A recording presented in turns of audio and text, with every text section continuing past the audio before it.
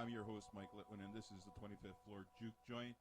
Tonight we have a special show on Namenlos Part 2 show. So, before we get into Michael H. from Namenlos, we're going to hear some music. So let's start off with this.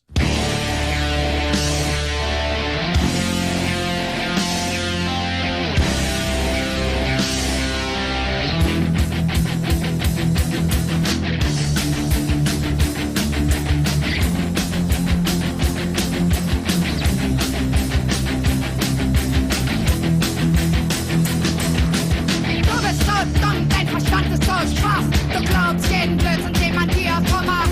Hinter jeder Zeitungsmeldung, Tagesnotiz steht ein Bankgeheimnis, Bankgeheimnis.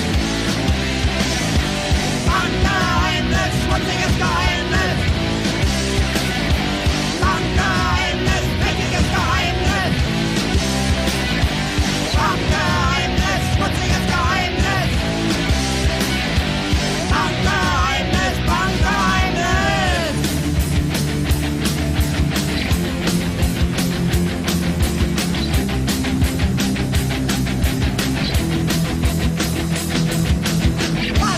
Von Politik und Industrie, wer kriegt Geld und wer nie, wer verhungert und wer frisst, wer hat Waffen und wer nicht. Bankgeheimnis, schmutziges Geheimnis. Bankgeheimnis, dreckiges Geheimnis. Bankgeheimnis, schmutziges Geheimnis. Bankgeheimnis, Bankgeheimnis.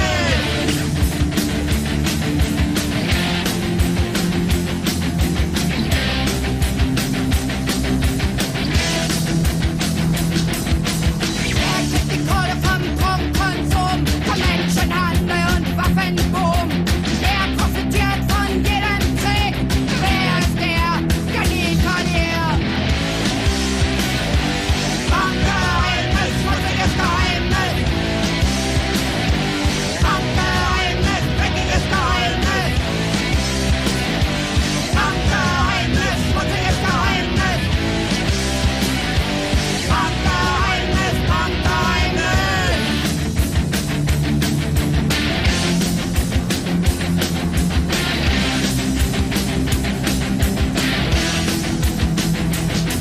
Kein Körner zur Farbe stirbt hinein. Die Welt für sich der Krieg muss das sein. Wie nützt das, wem gehört dieses Kind? Mir fällt sowas ein, fällt die Antwort geschwind. Bankgeheimnis, schmutziges Geheimnis. Bankgeheimnis, dreckiges Geheimnis. Bankgeheimnis, Bankgeheimnis.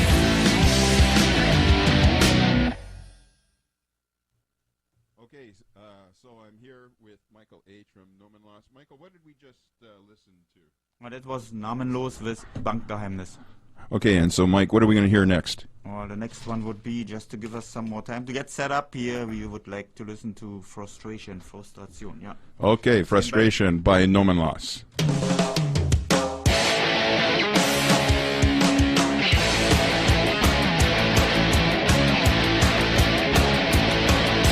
Ich hab keinen Bock mehr, lustig zu sein.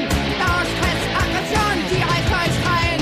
Wenn ich die ganze Scheiße mitkriege, dann kann ich nicht mehr davon, dann muss ich einfach schreien. Absolute Frustration, totale Frustration, Frustration, Frustration.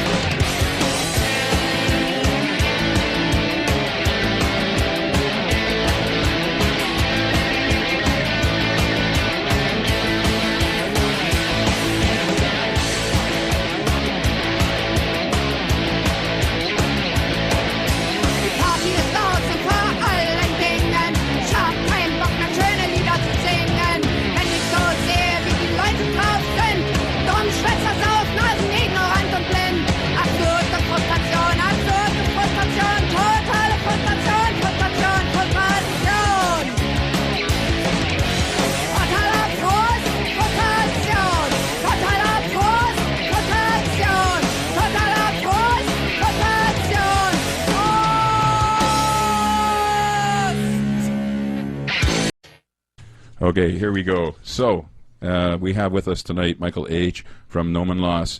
If you remember back in February, we did Namenlos Part 1. With me tonight is James. Sober. Sober. Okay, James is sober. Okay, James, say that again, please. Sober.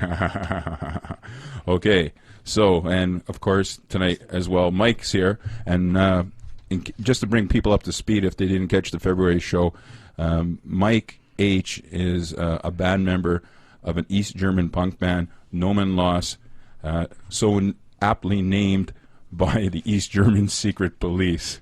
And if you don't speak German, it's what, Mike? Namenlos means?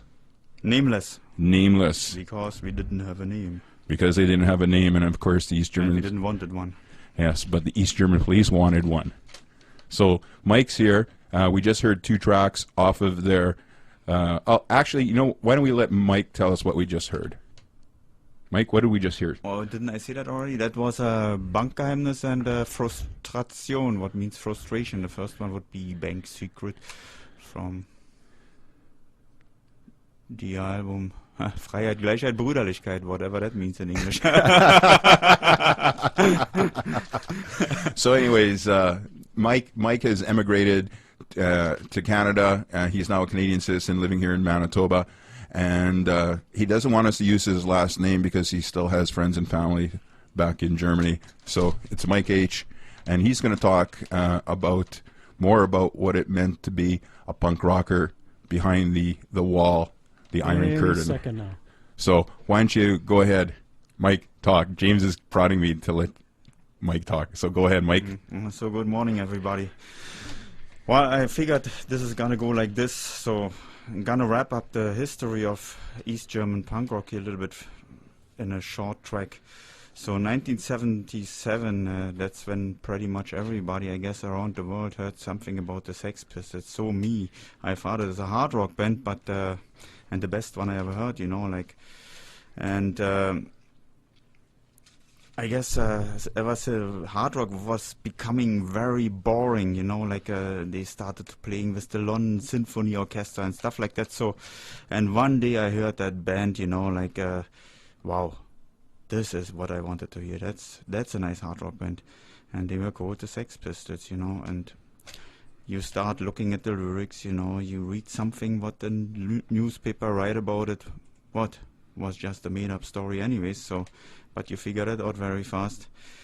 And I guess so other people started out in our, back then, East German Democratic Republic, socialist, whatever you call it, you know, like, they started out looking for punk rock, you know, and getting dressed like this. In 1980, they came together, you know, and built it like a bigger group of people, maybe 80 to 100 in Berlin, but there was other towns as well, where there was punk rockers coming together and gathering and meeting each other and going around together, you know, like, so that was a pretty good time, you know, and that got up and up and up, and every day new guys came and to our meeting points, and was like a big brotherhood of people, you know, like we would share everything. We would share our money, you know, like never anybody would stay there and not have a drink or not getting in somewhere where you had to pay or stuff like that. We didn't have any punk rock clubs in East Germany, so we had to rely on the open places like the discotheques and whatever was there for the public. Going in the discotheque was a different story. If you went there just with a few or alone, you know, like the whole discotheque would turn against you, because they just didn't get it how we looked, you know, and then they tried to beat us up and stuff like that. I guess they beat you up once or twice, but then you become an animal and you beat them up. So it was a pretty tough time back then, I guess, for those other guys too that tried that. So even by passing through the street, you know, there would be always, if you went there by alone, you know, even on the way to work, you know, there would be always somebody who tried to provoke you and get you into a fight, you know, like, or not one person, but 2 or 3, you know, when they come in bunches, you know, it would be the point where you had to fight. And so the same with the police. In 1980, they already started cracking down on us. So whenever they saw a punk walking across the street, like, they would just pick you up and drag you to the next police station, put you in jail for a night, and maybe leave you on the next day or even the same evening, whatever they just felt about, you know. And sometimes you would be picked up the next day and the next day and the next day. So I would say that year 1981 I had fights on the street almost every day, and I was almost every day in a police station. So, and I started to like it, you know, like my boring life at an end, you know, like there was the party going on a police station now, you know, and especially like the members of the band Namenlos. We always had big parties on a police station, like I guess it became a habit of us to be there and to deal with those cops, you know, and then later on with the Secret Service. So, but back to 1981, in spring, like about April, May, they started the first crackdown, like the real crackdown on the punk scene, by putting, like I guess they got an idea what it is. It is some kind of anarchist movement, they figured, you know, and they called in all the punk rockers or dragged them in, you know, and a few of us just came in jail because they were doing already political activities because of they got bad experiences with police, you know, like and like I would say from my friends there was about 4 or 5 getting to jail at that crackdown, and then there was a few following after because they reacted to that crackdown. So the next crackdown on the punks was on summer 1981, like the police and the Secret Service, that was already starting the Secret Service there. They were putting up a date, you know, this and this date, we don't have punks in East Germany no more. So they would just get everybody who was there, you know, give them criminal files, you know, and put them away if they could, or who they couldn't. They gave us just a piece of paper what they wanted us to sign, and that stated you don't have to go there no more, you don't have to go there no more, you don't have to see these friends and those friends, you know. They put our life in chains there at that point. And I guess they never got rid of us. And there was a whole bunch of new guys coming at that year too, at 1981. They were, like the older punks, they were dressed more dark, grey, black, you know. And 1981 there was a whole bunch of new guys coming in there. They were more dressed colorful, you know, like and so they got rid of some of the old guys, but there was hundreds of new guys coming. So I guess in 1981 we were close to 1,000 people there in Berlin already, and that was a big deal for the East German government. Like they never understood what we were doing, and I don't know why they started a big war against punk rock, you know. They were so offended by it and so threatened by it, because I guess the way we dressed, I guess those old guys, they didn't understand the music what we listened to, and maybe they wanted us to hear, you know, I don't know what they wanted, the folks music or whatever, you know, but that's not what young people do, you know. And also we had all those stickers already coming up where we declared us as enemy of state, and, you know, like, or about anything what was just happened there. And I would like to have a song here in this place, and maybe you have that CD still in there? Yeah. I gotta find my fret here, you know, like how I gonna follow up with this. Sure, we can play something, Mike. You were mentioning the Sex Pistols, so I see you've got Anarchy in the UK here set up. So why don't we listen to the Sex Pistols and a few of the other tracks that you've got on here. Okay, I'm your host, Michael Litwin, with James, Q Public. And, of course, tonight our special guest host is Mike H. from Namenlos, and he's going to continue on with the story of East German punk scene. Mike? Yeah, you know, that is real hard to wrap that up in a few words here, you know, what was going on for years there in East Germany. So I'm trying my best here, and that's why I just needed a break here to figure out where I'm going to go. And so anyway, so we had a crackdown in 1981, and there was some crackdowns from the government and police following up in 1981 and 1982 after that in the summer, where they always put up a date, you know, till this and this date, till this and this date. There's no punks in East Germany no more, you know, and they would just get us, you know, but they would never get everybody, you know, and there would always be new ones, so they just run themselves down doing this. But in 1983, the Minister of Secret Service had a big pamphlet written there where he declared the absolute crackdown of the punk movement in East Germany, because he was afraid of an escalation of this kind of movement, and he also tried to figure out what the connections to the Green movement and to the peace movement and to the church-based movements and the human rights movement, because we were all connected to those movements in East Germany, like I said in the first part already. There was a big deadline for that. Well, it was not a deadline, but he just gave that big pamphlet out, now get them all, and whoever he can throw in jail, find another reason to get them in jail, and just basically wipe them out and take your gloves off, because you don't have to be careful with these people. That's what he wrote as a special note underneath, like we got those papers now because we got our Secret Service files. So the secret police were saying you don't have to be special with these punks. Yeah. You can just go ahead and do whatever you want. And nice. There was amazing stuff in there written in there. They had a kind of governmental language, but then in between there came those primitive things, like look for connections to the Green movement and look for connections to the peace movement, to church and other junk. That's how they would call it in that pamphlet, I got that. And we were just laughing about it, what kind of ideas got there. So in that case, there was our band Namenlos. I guess they were noted already in that pamphlet of the Minister of Secret Service, as the ones they put an example up on us, so we went to jail.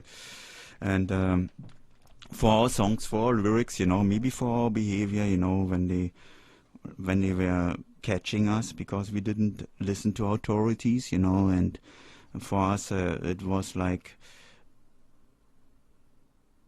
in speech with other movements, we try to practice civil disobedience, and we try to practice what you call like a kind of civil self-esteem. There's a word for it, I forgot it. And that's how we dealt with the government. So if they wanted something from us, they didn't get it, but we were still peaceful in that way, And anyways, 1983 in summer, there was a whole bunch of punks that came to jail. Some members of other bands, the whole band of Namenlos, and whoever didn't go to jail would be drawn in the army, because you had to go to the army in East Germany. And I guess the punks at that point didn't know how to reject that. We had a song of that in front of it because we knew this thing came up, but I guess this song we only played it once, then we ended up in jail already. And I guess a lot of the punks never thought of what they're gonna do if they get drawn to the army, because they didn't think it was their time yet, and they didn't think maybe they don't want me anyways. So anyways, in the end of 1984 and the beginning of 1985, all those ones that went away in 1983 came back, like all the old punks came back to find a totally different scene there. There was a new scene with new people there, and some of the old punks and new punks, they were split up in different fractions and groups and beating up each other and stuff like that. And we had two places in Berlin. They were in churches. We had rooms in churches. I tried to explain this already in the older show that we did first, and you still will find that probably on the internet if you search for it. I wouldn't be able to, so maybe I would. And anyways, so we had these places there in church where we could meet and where we could have our concerts. So, and actually the more political based ones, and the more anarchistic ones, they went to one place called Erlöser Church in Berlin, and we took over that place. We seen that movie, like about that King Arthur and the round table there. So what we basically did, and also remembering how we went in the old discotheques in 1980 and 1981, you had to sit on a table together so you can watch the back of the other one. And if there's a fight, everybody would know there's a fight because you could see when somebody comes from behind. And also the round table had another purpose. We could sit there and talk together and figuring out problems and stuff like that. And that's how we went in that one church and we got it in control, you know. And we ended the beating there, and I guess on the end all these fractions that were fighting each other got joined together. And this church became actually famous, and probably some of the in the United States will know it. I don't know if we have Canadian bands there, but what we did in that church, what is called Erlöser, what we called Erlöser, like the anarchistic A in the front and the anarchistic A in the end, what's supposed to be an E and an R in the beginning and in the end. We had lots of bands there from other countries coming there. We didn't only have the ones from the so-called socialist countries like Poland, Czech, Hungary. We had Italian bands playing there. We had West German bands playing there. We had French bands playing there. We had English bands playing there. We had American bands playing there. We had like Spain bands.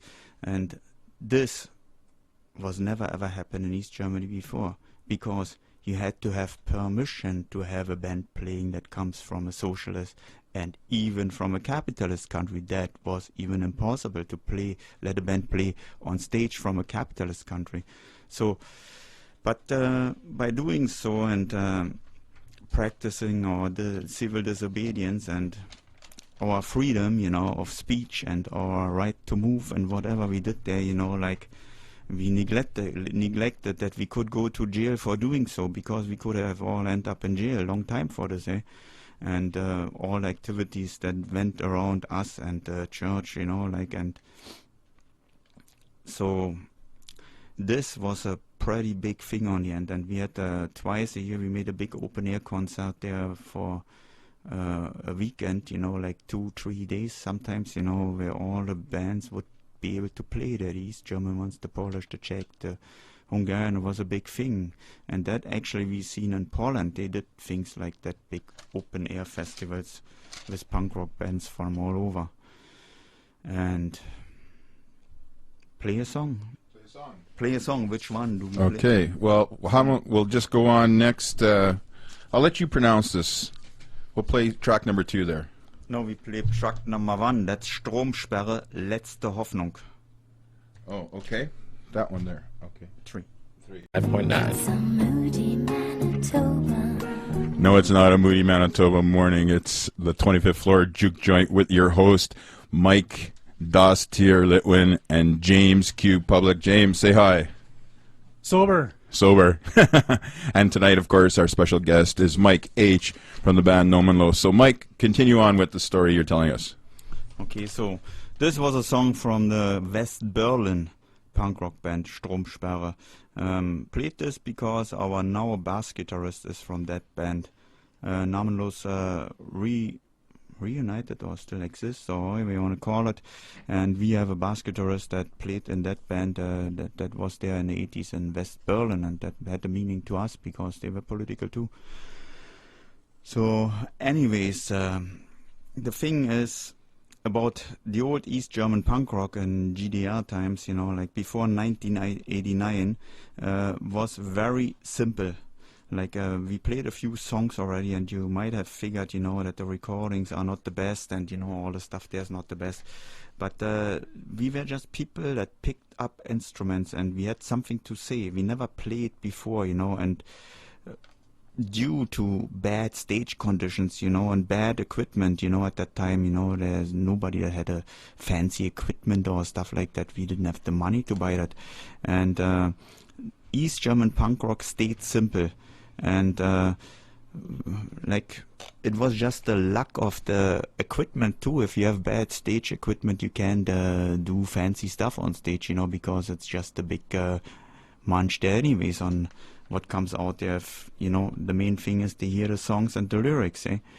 And so all the recordings of East German punk rock, with a few exceptions later in 1989, maybe 1988, are made just with the simplest tape recorder that anybody had.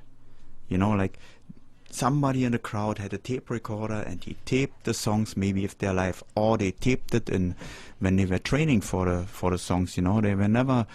Our tapes, for example, lots of them are never ready songs. You know, we played them in the first time we played them, and that's how they stayed on our tapes, because we didn't want to produce too many tapes, because that would be already something for the Secret Service to crack down on us. If they have a tape of us, they could find our songs on there, they could find our lyrics on there, and if they found our lyrics, it would be for them an easy game, you know, like to just crack down on us and put us to jail for the lyrics what we had there. So continuing with this, I would say today there is still an East German punk movement what came up again. Like a few years after the wall was down, nobody was very interested into East German punk rock. Like Namenlos didn't play in that time because it didn't make sense. They all wanted to listen to the West German ones, and the West Germans didn't want to listen to the East German ones. So East German punk rock was East German related. There was no East Germany no more. But now there is an East German punk rock movement. Lots of the old East German bands, they put up with it again. They are fed up with what happened there right now, and they picked up their instruments, they reunited, and they related it from there to now, like with lots of support from the old movement in East Germany, like what was the Green Movement and what church-related movement and the peace movement.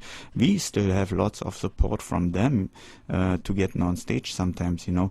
That's the amazing thing about it, because they are fed up with this thing too, because the main cause in the East German uprising, what punk was a big part of, not the biggest part, but it was a big part, and it was a big impact on the society, and it was connected to all these other movements that on the end led actually through the fall of the East German system. None of the groups that worked against the East German government wanted to become West German, and especially we didn't want to become their cheap laborers, you know, because that's what happened there now, you know, like all the East Germans, you know, like coming into that country with nothing in their pocket, they're just cheap laborers, and viewed as that, you know, and being called lazy to make us make more work, you know, like for some West German who makes lots of money out of it, you know. Lots of people in East Germany work under the existence minimum, and we don't have minimum wages, you know, like there's people that work for $5, you know, and even for $1, you know, like $1 something, you know, like there's jobs like that created for them, you know, for the East Germans. But you cannot live from that. You go all day to work, you work 10 hours a day, and then you're gonna still go to the office, you know, and pick up, you know, your little bit of warfare, or what makes it equal to a full payment. That's a damned headache, you know. A lot of people work like that. Not saying all of them, but a lot of people in East Germany, and there's a lots of them are unemployed. We have probably areas with 25% of unemployment in some of the areas, because I guess the West German companies, they took down every East German company and as a concurrent, you know, like, and never put up anything after, you know, to make it work in that country. And all they need you for is to be a cheap laborer somewhere, you know, like what. Now they went to China anyway, so it's even worse, you know. After they figured out the East Germans, they don't want to work for that little money, you know, like, and then maybe go to Poland, you know, and Poland didn't work out that good too, because they wanted to have more money, you know, and the Czech. So they went to China now, so there's no work there at all, you know, like, it's ridiculous in that country, you know, and there's a situation for punk rock again, you know, and I hope that my country fellows just get it, you know, since they, you know, get back the fucking country. They never ask us to take it anyways, you know. It's taken undemocratically, so we should just take it back, you know, and send them to hell. Otherwise we are lost there. And that's what punk rock is about in East Germany, and that's why we have support from all the movements there, because they are fed up with it. Okay, play the next song. Okay, so we're gonna play another song here because Mike's getting all worked up about this. I'm gonna play. This is what I'm gonna choose to play. The next track. Just gonna advance this up here. Okay. I was doing, you gotta love the internet because we're talking about East German punk rock here. So the band I'm gonna play is called, how do you pronounce that, Mike? Müllstation. Müllstation. So Garbage station. Garbage station. I did a little search on the internet, and of course Wikipedia. You know, kudos to Wikipedia. Translate it. Here it is, Garbage Station. And it says, is a punk rock band from Eisbären in Saxony, and I can't pronounce that. It was formed in 1980 in the GDR, which is the German Democratic Republic, otherwise known as East Germany, and now is one of the longest-serving punk bands in Germany. I'm not going to go into the history of it because we're running out of time. If you want to learn more about Garbage Station or... Go ahead and say this. Müllstation. Müllstation. Go ahead. It's out there. Go find it. But here they are. This is what they sound like. From whatever... Müllstation. 1, 2, 3, Punkt, Polizei! You're on. Oh, this was... The first one was from that Müllstation, garbage station, Pogo in a police station, what the song was about. I guess Pogo in the VPKI, what is a police station? So, and the other one was from Anti-X, it's a live track from Now, and these guys, they're out there in East German times, and the leader of the band was also in jail for political reasons, and this song was from a live gig Now we had with them together, and it was these are Christian related, there's some Christians in that band, social Dykens playing in that punk rock band, and that's still a relic from East German times, I guess. And they sing about Leo, who has seen an angel and come, I guess, into some kind of mental house or jail or whatever, and they want them to be free again. So, but you can have any meaning in that song, whatever you want to put in there. So it's about anybody who has a vision of something and gets into jail or declared for mad. So. Okay, so you want us to play another track here? Didn't you want to say something? No. I was just doing a little searching on the internet for some background on some of these bands that we're playing. Why don't we hear Atonal? No, just let's follow up with Anti-X then. Okay, because I Anti-X. wanted to say something, you know, like these. It might sound strange for all these punk rockers, you know, like all over the world, that the East German punk scene was actually taking place in church. And I was thinking, how did that happen, you know, like, and I want to try to explain this.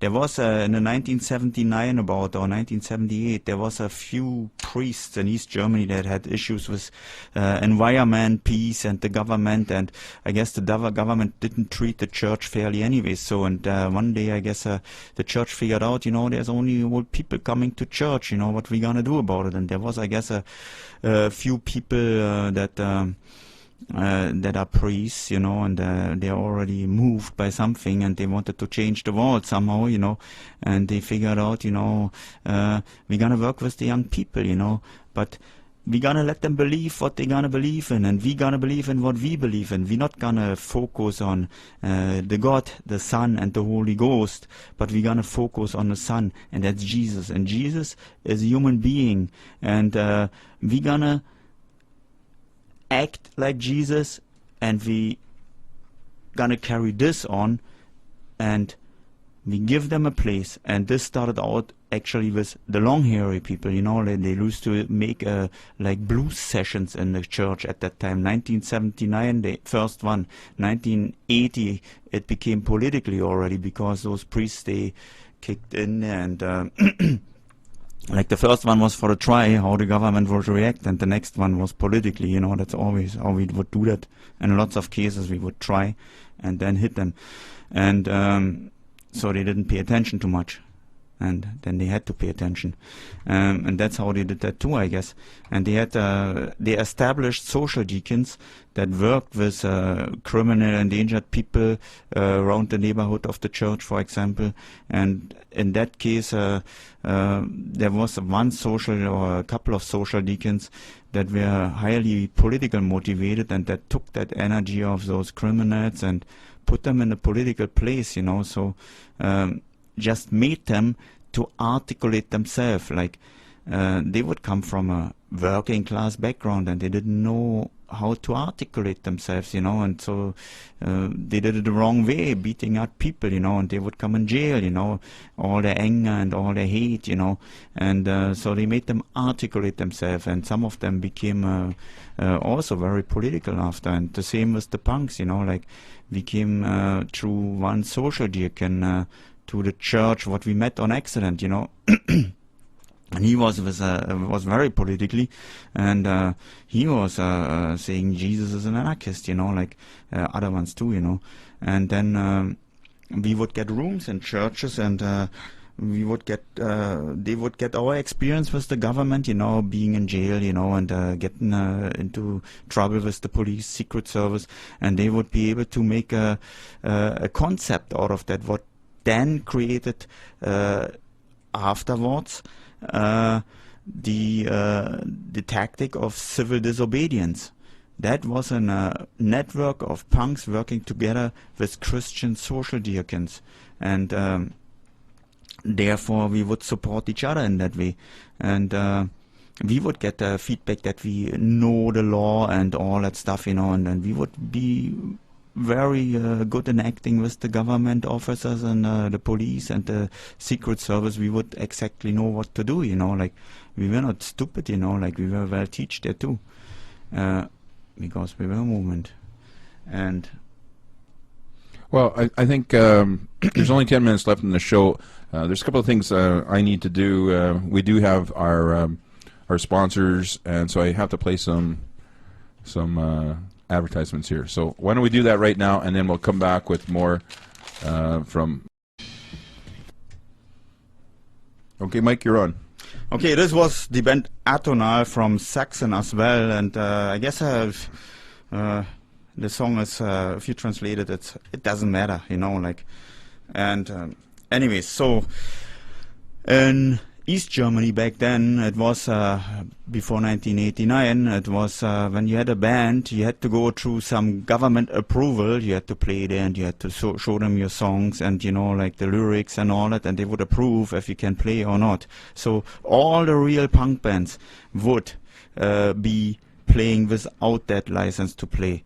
And we were not allowed to play in the government-run or the openly open places, only in churches or in our own places, like a garage or somebody's house or somebody's this, or from some of the artists in Germany, we would play in places where they have like a big, where they paint the paintings or stuff like that, that's where the punk scene would meet, and that's, but there was, after the crackdown in 1983, the government opened up for punk rock because they figured out they can't beat it. So I guess we just gonna open up for punk rock as a music, but we're not gonna accept, maybe they would have, I don't know, but we never tried it anyways because we didn't want to talk to this government anyways, and we didn't want to ask them for permission to play because we played. So they would probably, we wouldn't go there, but they opened it up for bands that would play punk rock but didn't have hard lyrics. And I guess one of the bands that took the chance first, what was the only one, in my opinion, that was real punk rock rooted, and that's why I only name it here, is the band Feeling B. They came out of a squatted house. They were in an area where I used to live, they were punk rockers, and so I guess we're gonna play a song of Feeling B to the end, and but this is and it's called Feeling B Grafzahl, and they were like a fun punk band, I would say, but that's acceptable. Okay, and so there's like 5 minutes left in the show, so we're going to get to Feeling B. We're also going to play Neil Young's Rockin' in the Free World because... Because of our first bass guitarist used to love Neil Young, and he went with us to jail, not Neil Young, but the bass guitarist, so we played a song for him here. Okay, And so- also for Neil Young, he played nice songs too, you know. Like And before we go, I just want to let everyone know that stay tuned for the Sex Files, and right after that, Phase 1 Radio. And I'd like to thank Mike H. for coming down again and giving us the history of the East German punk movement. And I think there's so much information here that we're going to have Mike come back later. We're also going to be doing in the future Punk Behind the Iron Curtain. And I also want to thank James Q. for all the hard work he did in downloading all this music.